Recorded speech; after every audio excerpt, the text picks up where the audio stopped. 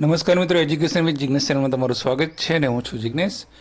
મિત્રો, ટેટ 1 પરીક્ષા હવે ખૂબ જ નજીકના સમયમાં આવી રહી છે અને આજના વિડીયોમાં એક અંગ્રેજીનો મહત્ત્વનો ટૉપિક લઈને હું આવ્યો છું, ક્વેશ્ચન ટેગ. તો એ ક્વેશ્ચન ટેગ શું છે, એના નિયમો શું છે અને કેવી રીતે પ્રશ્નો આવે છે અને શું ધ્યાનમાં રાખવું જોઈએ, અપવાદ એના શું છે, તમામ જાણકારી આની અંદર મળી રહેશે. તો વિડીયોને જોશો તો તમારો કમસે કમ ટેટ 1માં 1 માર્ક્સ જે ક્વેશ્ચન ટેગનો આવે છે એ તમને મળી રહેશે. તો જોઈએ આપણે ક્વેશ્ચન ટેગ જે રહ્યું એટલે કે વાક્યના અંતે ઉમેરવામાં આવતો એક ટૂંકો પ્રશ્ન છે. જેવી રીતે આપણે ગુજરાતીમાં કહીએ છીએ ને એનું ઉદાહરણ અહીં આપેલું છે કે તું સ્કૂલે જાય છે ને પાછળ કે ખરું ને, આ ફિલ્મ સારી છે, ખરું ને. એટલે કે પાછળ આપણે જેવી રીતે અણુપ્રશ્ન લગાવીએ છીએ ને કોઈ બી વસ્તુને આપણે એમ કોઈને પૂછતા હોઈએ એમ કે તું જાય છે કે સાચી વાત ને, એમ અનુપ્રશ્ન આપણે એને ખરાઈ કરવા માટે જે પ્રશ્ન નાનો પૂછીએ છીએ ને પાછળ, એને શું કહેવાય છે? Question tag. હવે એના નિયમોની આપણે ખાસ વાત કરી લઈએ, અંગ્રેજીમાં શું એના નિયમો છે. તો પહેલું છે કે જે વાક્ય જો હકારાત્મક હોય ને તો એનું ક્વેશ્ચન ટેગ જે છે નેગેટિવ બનશે, એટલે કે નકારાત્મક. અને જો એનું ઉદાહરણ પહેલાં આપણે જોઈ લઈએ. તો અહીંયા એક સેન્ટેન્સ આપેલું છે તમને કે you are coming to party. તો આ વાક્ય જે છે you are coming to the party, એનું આપણે ક્વેશ્ચન ટેગ બનાવવું છે.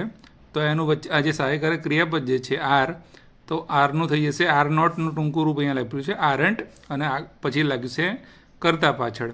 બરાબર છે. અહીંયા જે સહાયકારક ક્રિયાપદ આપેલું હોય એનું હકારાત્મક જે અહીંયા નોટવાળું વાક્ય નથી, તો અહીંયા ક્વેશ્ચન ટેગ નોટવાળું આવશે.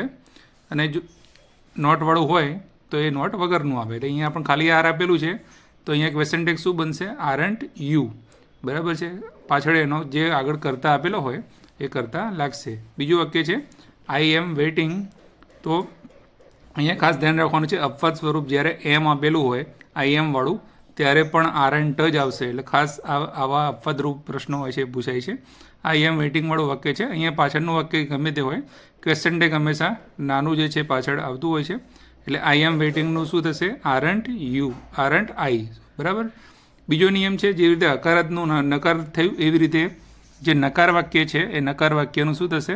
હકાર વાક્ય થશે. દાખલા તરીકે ઉદાહરણ આપેલું છે she doesn't like coffee. She doesn't like coffee એટલે કે she does not like coffee. હવે આ ડઝ નોટનું ટૂંકું સ્વરૂપ એ ડઝન્ટ આપેલું છે. આવી રીતે એક્ઝામમાં ટૂંકું સ્વરૂપ આપેલું તો તમારે સમજવાનું કે નોટવાળું છે. હવે નોટવાળાનું ક્વેશ્ચન ટેગ કેવું બનશે? તો અહીંયા ડઝન્ટ છે તો ખાલી ડઝ રહેશે અને આગળ આવી જશે કરતા, એટલે કે ડઝ સી. બરાબર છે. They didn't play, they don't play, એટલે ડોન્ટનો મતલબ શું થાય છે? Do not. એટલે બરાબર આ નોટવાળું છે તો ક્વેશ્ચન ટેગ શું બનશે? Do they. બરાબર છે. આગળ સહાયકારક ક્રિયાપદ જે છે એને લેવાનું છે અને પાછળ જે છે આગળનો કરતા મૂકવાનો છે અને પાછળ ક્વેશ્ચન ટેગ આવે છે, એટલે કે ક્વેશ્ચન માર્ક કરવાનું છે. એટલે આ તમારો ક્વેશ્ચન ટેગ બની જાય. બરાબર છે. આગળ વાત કરીએ સહાયકારક ક્રિયાપદો કયા ઉપયોગમાં થાય છે.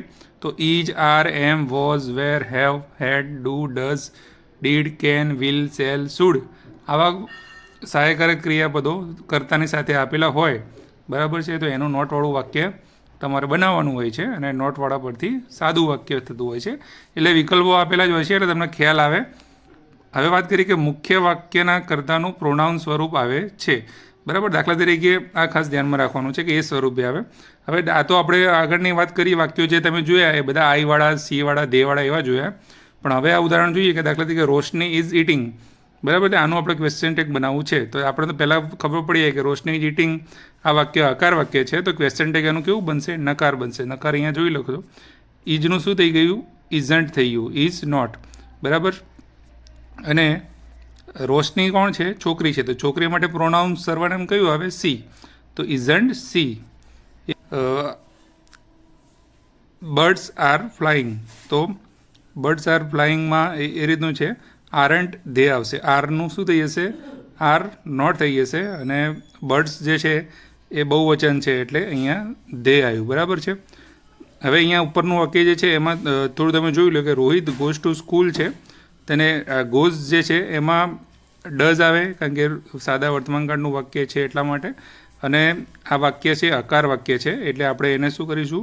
ડઝ નોટ આવશે. એટલે અહીંયા એવી રીતે વાત કરી બર્ડ્સ આર ફ્લાઇંગ તો આરન્ટ દે આવશે તો આવી રીતે ક્વેશ્ચન ટેગ મુકાય છે. બીજા કેટલાક ઉદાહરણ જે છે એ આપણે જોઈએ. You are tried.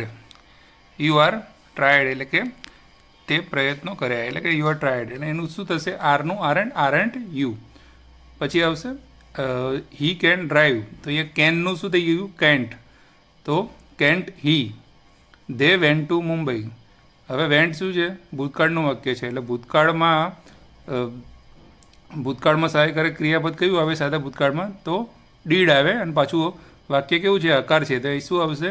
ડીડ નોટનું ટૂંકું સ્વરૂપ ડીડન્ટ, અને આગળ છે દે, એટલે ડીડન્ટ દે આવી જશે.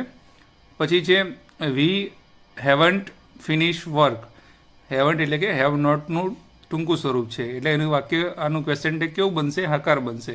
એટલે હેવન્ટનું ખાલી હેવ થશે, અને આગળનું કરતા આવી જશે હેવ વી થઈ જશે. હવે અપવાદ ખાસ કેસની વાત કરીએ, જેવું આગળ આપણે વાત કરીએ એવી રીતે, કે આઈએમ વાળું વાક્ય હોય તો આ એમન્ટ ના થાય, બરાબર? ઘણા બધા ભૂલ અમુક કરતા હોય છે. આ એમન્ટ ના થાય. આઈએમની શું થઈ જશે? આરન્ટ આઈ થઈ જશે. પછી લેટ્સ વાળું વાક્ય આવે તો એની સામે સેલ વી થશે. પછી લેટ મી કે લેટ હિમ કે લેટ હર એવું આવે તો થઈ જશે વિલ યુ અથવા તો વોન્ટ યુ, બરાબર? એ પ્રમાણેના અપવાદ અને ખાસ કેસો એમાં છે. તો હવે આ થયું ક્વેશ્ચન ટેગની વાત. અને એક ક્વેશ્ચન ટેગની અંદર હવે કેવા પ્રશ્નો આવે છે, વૈકલ્પિક પ્રશ્નો, એ ઓપ્શનલ પ્રશ્નોનો વિડીયો આપણે લઈને આવીશું, તો એમાં તમને વધારે ખ્યાલ આવશે કે પ્રશ્નો કેવા પૂછાય છે અને વિકલ્પમાં કેવી રીતે જવાબ આપવા. તો આપણી ચેનલને સબસ્ક્રાઈબ ના કરી હોય તો કરી લેજો, અને આની અંદર કોઈ પણ તમને પ્રશ્ન લાગતો હોય તો ચોક્કસથી તમે કોમેન્ટમાં જણાવી શકો છો. જય હિન્દ, જય ભારત. Thank you.